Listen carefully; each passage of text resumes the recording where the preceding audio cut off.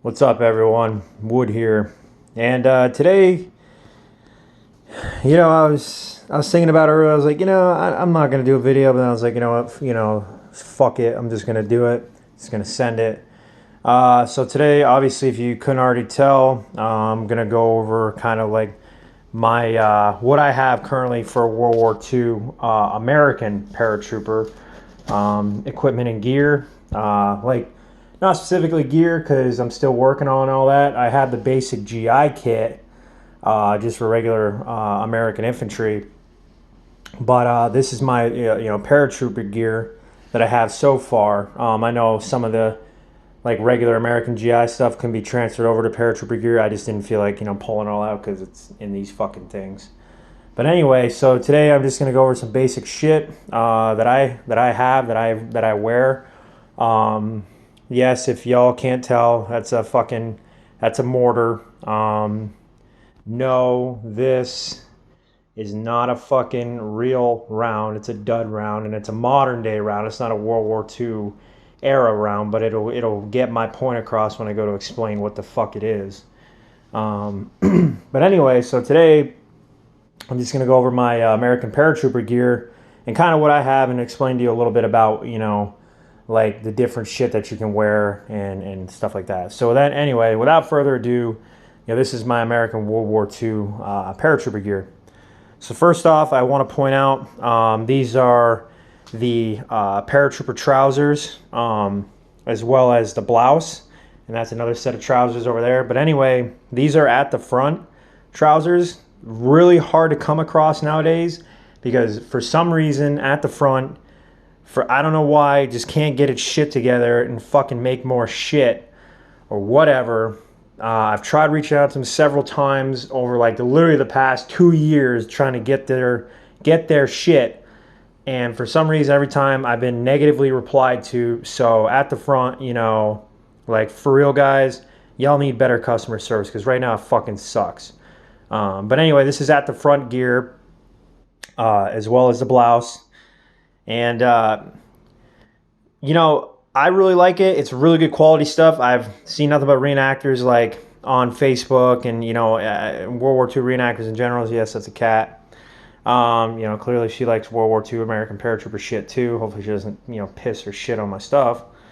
But anyway, that's Freya, by the way. She's named after a Norse god, Freya, the Norse goddess. Beautiful cat, beautiful goddess. Just like my wife, whose name isn't Freya, but, she looks like Freya. So anyway, fucking continuing. A lot of reenactors rave that the American paratrooper stuff is, like, really well made. I like it. I put it on. I just got this stuff, like, a week ago. Put it on. Fucking love it. Absolutely love it. The belt is also right here. This is also at the front. Really good quality stuff. It's kind of heavy, thick, like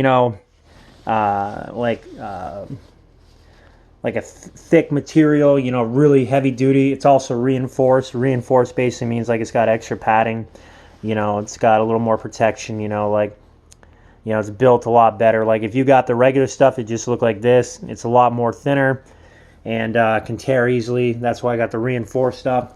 Not only that, it's kind of a later, mid, like Normandy era or Market Garden for those instances, type gear that you would see in like Band of Brothers or whatever. Yeah, I know, Band of Brothers, blah, blah, who cares? For you fucking reenactors that like shit on the movie about the gear, yeah, I get it, man. Like some of the gear is inaccurate, whatever. Great fucking film, don't shit on it. If you do, fuck you. Anyway, continuing.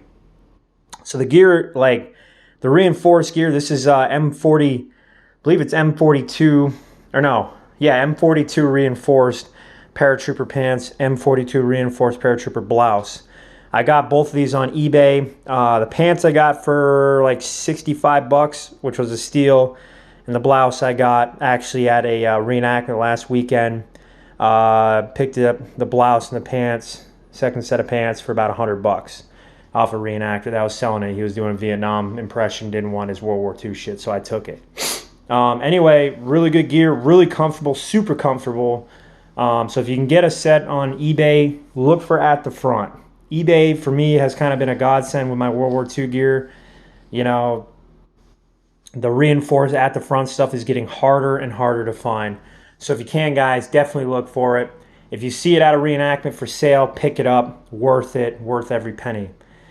Now moving on, I got this from a buddy of mine. This is actually a, I don't know if it's an original or if maybe it's a fucking reproduction. I'm pretty sure it's an OG. This is a Orvis GI, what do you want to call it? A GI knitted sweater, I guess. You know, you can call it a sweater, knitted sweater. Really super warm. Fucking love it. You know, like keeps you warm in the wintertime and in the fall, late fall. Like right now I live in Florida. Probably not the best time to wear that. Whatever. No big deal. But really comfortable, super comfortable. You can pick these up online just about anywhere.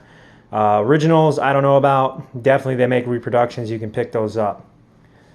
This shirt here, I actually picked up last summer on eBay. I Googled after watching Band of Brothers one day. I was like, you know, I wonder if they have these t-shirts available. So I Googled it, and there was only like probably, I'd say this guy probably had 5 or 6 left. I don't know if he's still got some on eBay, but you can definitely find them. You know, the World War II reproduction Paratrooper PT shirt, which I wear with this impression, just because, you know, it's super comfortable, super lightweight, and it's just a fucking white t-shirt, guys. There's really nothing, don't read into it. It's just a white t-shirt with shit written on it. But anyway, it just looks cool for the impression, you know, and people know what you are and what you do. Anyway, so moving on, we have the M41 Jacket, which, you know, a lot of people are like, oh, you know, paratroopers didn't wear M41 jackets, blah, blah, blah. Yes, they did. There's fucking photos with these guys wearing this shit. Look it up. Super comfortable. Also, it's like not quilted, but it is lined. It's like a fleece line. You can tell. Yeah, you can see the fleece right there on the inside.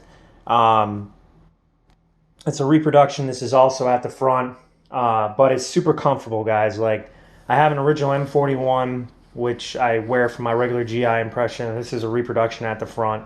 Super comfortable. I like the original, though. A lot more lightweight, a lot more beat up, just looks a lot better. But the reproduction is good. The fleece line, definitely wouldn't recommend wearing it in the summertime, again, because it's hot as shit, and especially me living in Florida, not exactly the best time to wear that. So anyway, I know, like, paratroopers, you know, yeah, they wore the buckle boots, you know, from like 44 to 45, which is, you know, all fine and dandy and great. I know they wore the jump boots from like, you know, 1941, maybe even 1940 onward to about 44. Some guys wore them throughout the whole war, depending on, you know, how well they took care of their boots and whatnot. But for me right now, I don't have the buckle boots. I don't have jump boots. These are the best that I can do. These are actually reproduction American GI World War II boots, like regular infantry boots. And yeah, I can show you that they're American Army, because at the very bottom, if you can read that, these are actually U.S. Army boots. It actually says U.S. Army. Super comfortable, super lightweight. I like them. You know, obviously when I first got them, they weren't, you know, very comfortable, but after a little while breaking them in, they definitely became more comfortable. Yes, I put Dr. Scholl's in all my shoes and all my boots, no matter whatever it is. Dr. Scholl's will save your fucking life, whether you're running around in these things or walking around in them or anything else you're doing. That, you know, in terms of using footwear, always put Dr. Scholl's in your shit. That's something I learned serving in the Army, something I learned right now doing reenacting, like Civil War, World War II, French Indian War, whatever you want to call it, World War I, Vietnam. You know, put Dr. Scholl's in your shit. Save your feet, save you a lot of time and pain. You know, just do it. So anyway, moving on, like, I know everybody's probably wondering, you know, what the fuck would, like, why do you have a fucking World War II mortar? Well, and is it real? So, is it real? Yes. Does it work? No. It's inert. I got this off a buddy of mine from IMA. He got it from IMA. Had it for about 20 years. Used it for basically displays at reenactments and such. But if you look, this is actually a, so this is an 81 millimeter mortar. from World War II. It's all original, the whole fucking thing, the bipod, the tube, the fucking tube cover, all the way down, even the base plate. Now, if you look, the fucking base plate, this isn't your standard base plate. Why, you may ask? Because this is an 81 millimeter mortar in a airborne configuration. Yes, airborne paratroopers during World War II had 81 millimeter mortars, not just the 60s that you see in Band of Brothers. You would have your heavy mortars, which are your 120s and your 81s, and you would also have your fucking 60 mortars, which are the little tiny ones, which you can watch in the Karen 10 episode of Bandit Brothers, if you guys know what I'm talking about. Cool thing about this mortar is that after World War II, this mortar actually specifically saw like the invasion of Normandy. I know that for a fact. I have the paperwork to prove it. It saw Normandy. It saw just about every major action that the paratroopers were in during World War II. And after World War II, it was actually sold by the U.S. government to the Spanish military. And something that's really cool about this, and I'll never remove the faceplate off of this, but if you look right there, there is your Spanish Army insignia when the Spanish used this all the way up until about 1976. After that, this mortar was decommissioned and sold back to the U.S. via Lend-Lease program and basically sat in storage till IMA got their hands on it and went into IMA inventory. Now, the reason why I have this mortar around, I got this actually from Ordnance Sergeant, also known as Vermont Survivalist. Shout out to you, brother, for giving me this. I appreciate it. So I served in the Army as a mortarman for 8 years. And, I was asking him, like, it'd be cool to have, like, a fucking inert mortar round so I could explain to people better, like, what a fucking mortar round looks like. How much does it weigh? Blah, blah, blah, blah. And he ended up giving me this out of his heap of military gear. He had this fucking 81 millimeter mortar round. It's an inert round. It's a dummy round, so it's not live. It's just a fucking, basically it's a giant paperweight. But still, it gets the point across to know that, like, hey, this is what one looks like. And, this is how fucking heavy it is and shit. There's not much really to it. This is what you would drop down this kind of fucking tube. You would just remove your cap here. Now, I can't put this down the fucking tube because inside the tube, the reason why this thing is inert is there are 3 pins, which don't allow anything to slide down the barrel. Obviously, if it did, then it becomes I believe it's a class 3, which is a fucking destructive device. And at that point, it's a whole extra bunch of paperwork. And I don't feel like fucking doing it because it just costs way too much and it's too much time and too much effort. And I don't feel like dealing with the fucking government any more than I have to fucking get this thing to fucking work. Would it be great to use it? Sure. Do I want to use it? Sure. But am I going to spend all the money to fucking get it up and running? No. But anyway, so what you would end up doing, for those of you that don't know anything about shit about mortars, is you would take this fucking round, you would drop it down the fucking tube, it would go all the way down the fucking tube, hit a firing pin down here at the very base of the fucking mortar, which, yes, the firing pin is in there, and then it would go boom, and fire out wherever the fuck you're firing to. So right now, I'm in the process of trying to get a 81 millimeter World War II mortar sight, because right now there's no sight. But if you were Joe Smo civilian, you wouldn't know that this thing would need a fucking sight. But yes, the sight goes right here. This is the sight mount for your fucking mortar. So the ways you can elevate this, here's your elevation knob. If you twist this, which the fucking thing's old as shit, and it's kind of like fucking pain in the ass right now, and I don't know why. There we go. Well, there goes the fucking round, whatever. Boom. So you take this, and this actually adjusts the elevation. This is the elevation knob on your mortar round, or excuse me, on your mortar, which even in today's standards, this is what, it still does. We still do this today. When I was a mortarman, this is exactly where the elevation knob was. So this is the elevate your mortar tube. The higher up your elevation, the fucking closer these motherfuckers that are coming at you are getting. Doesn't matter if you're German, Jap, whatever. So then to lower it, it's just the opposite. You fucking crank it the opposite direction. It right's to go up, left's to go down. So as you're coming down, you're actually adjusting for a further fucking target. So that's that. Now, another cool thing is, say, yes, you can fucking manually pick this up and shift it whatever direction. You can use that. Or if you want, you can take your traverse, and you can actually, if you look, I don't know if I can get it good here on the video. Maybe I can. Let me look over here. So you can actually traverse this to the left. You can traverse it to the right, depending on, where your fucking aiming stakes are and all this other shit. But I'm not going to get into great detail about, like, aiming stakes and all that bullshit with the fucking mortar. It's too much of a pain in the ass to explain, and I don't have the fucking time to do that.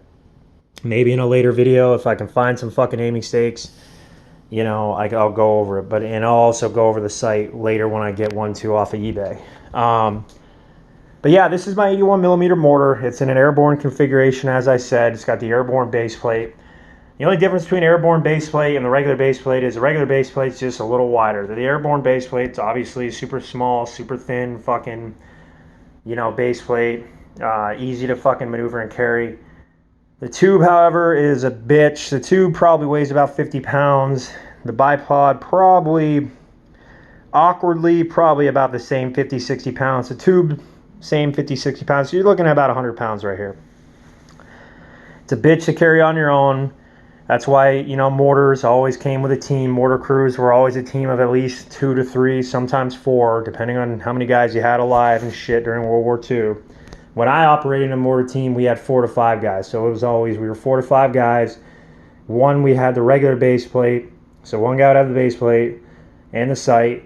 One guy would have the tube. One guy would have the bipod. And then your ammo bearer, would obviously carry fucking 6 rounds. And everybody else would carry 2 to 3, sometimes 4 rounds apiece. So moving on, we have a little more personal items, like the 1911. Yes, I know this is a fucking Springfield 1911 Defender series. Came out about 2 years ago. I love this pistol. It's in 45 configuration.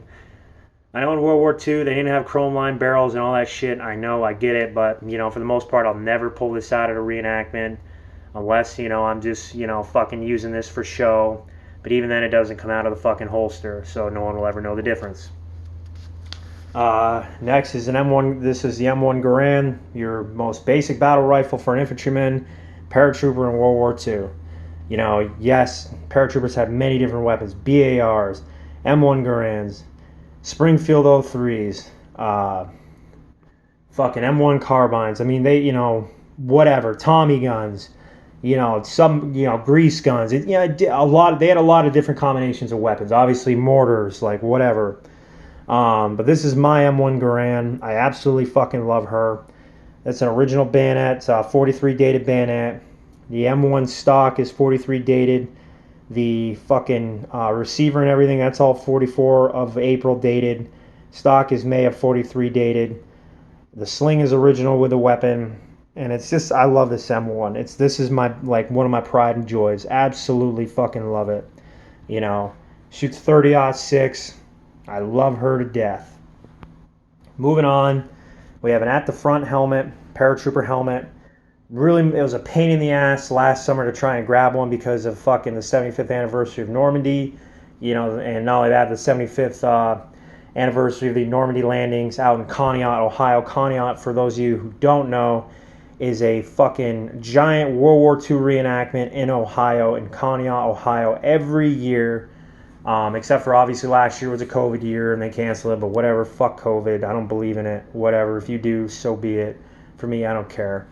But this is a at the front reproduction World War II paratrooper helmet with scrim. Scrim is just the crap that's on it. It's more like a camouflage. And then netting, obviously. And then everybody knows the fucking Band of Brothers paratrooper fucking 502nd Infantry fucking Ace of Spades. And on the very front, if you can see it right there, this is a medical bandage that guys will put on their helmet. Most of them would actually take it off and stuff it in like a musette bag or something in their gear because it just kind of got in the fucking way. And then obviously you have your Jeep cap or your fucking winter cap or whatever you want to call it, cap, basically just to keep your head warm.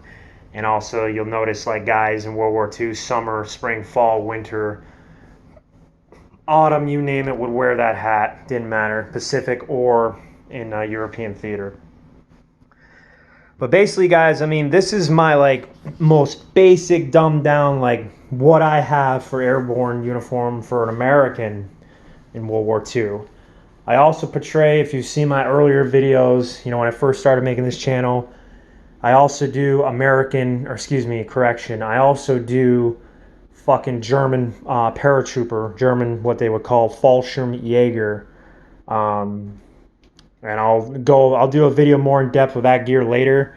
Obviously for now I just want to get this out of the way because I've been wanting to do a paratrooper video for a little while. But this is my basic paratrooper kit. I mean, there's a ton more. There's like the web gear and all that stuff, which I don't have yet. I have the basic infantry gear, and again, I'll go through that too. I also do have an American World War II Marine uniform. I lost a lot of weight between now and then, so it's fucking huge on me. But most of the gear between the Marines and the Army is mostly the same, just labeled differently, whatever. But it's all basically standard across the board except for like the paratrooper shit. So yeah, as I said, guys, I mean, if you can find the at the front reinforced gear, this is probably the best shit that you can get. It's getting a lot more sparse, so to speak, harder to find because people are just buying it by the fucking ton. I don't know why. Maybe because they want 2, 3, 10 uniform. I don't fucking know. Maybe they're destroying them. Maybe they're super hard on the shit. Super comfortable though. A friend of mine, Wes Allen, actually everyday wear is his at the front reinforced paratrooper pants. It's fucking hilarious to see him walk around in public with it, but dude, the shit fucking rules. That's why I'm saying you gotta get yourself a set of these pants as well as a blouse. But most of this stuff, guys, I found on eBay. This was an eBay buy. Well, excuse me. I did buy another one of these on eBay. I got another one coming. It's fucking lost in a snowstorm up in Detroit, you know, for whatever fucking reasons. But I got this on eBay. I got one of these on eBay. The fucking 41 Jacket's eBay. The fucking shirt is eBay. I mean, you know, come on, guys. I mean, this is eBay stuff, really. I mean, you can literally get this shit, you know, on eBay for just about nothing if you just look. You just got to look and know what you're looking for. My advice, buy at the front. They're hands down, they have good shit. Their customer service just fucking sucks. But you can pick up most of this stuff, you know, relatively cheap. I mean, the M1 obviously and the pistol and the helmet are probably going to be your 3 like expensive items. But outside of that, I mean, the rest of the shit you can get up pretty cheap. Just go to your local reenactments or go on Facebook and go to like a reenactor, like Trade Blankets. Guys are selling this shit all the time. Not necessarily reinforced stuff, but like other paratrooper gear and, you know, items like the web gear and whatnot. You can pick those up pretty easily.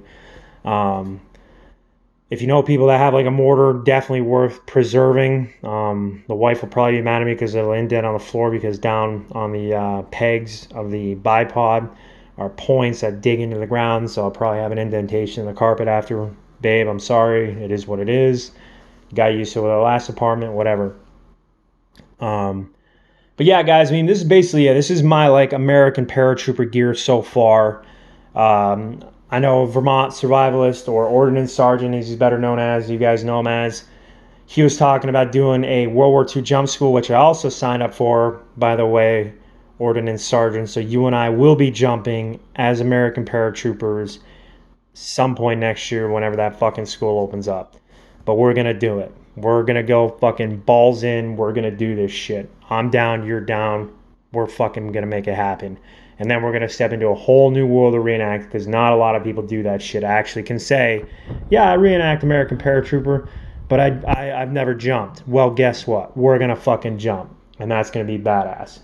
So if you guys want, reach out to Ordnance Sergeant. He's kind of, you know, putting out the details for those that want to join our group and become American Paratroopers themselves, like for reenacting, of course.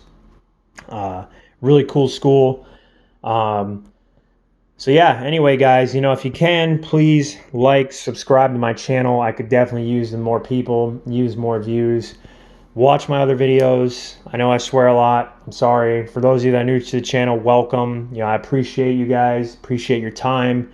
If you have comments, please leave comments, guys. Please critique my uniforms. Tell me what I need. Tell me what I don't need. Tell me different things that I could do. Tell me what you liked about this video. Tell me just about anything, guys. For real.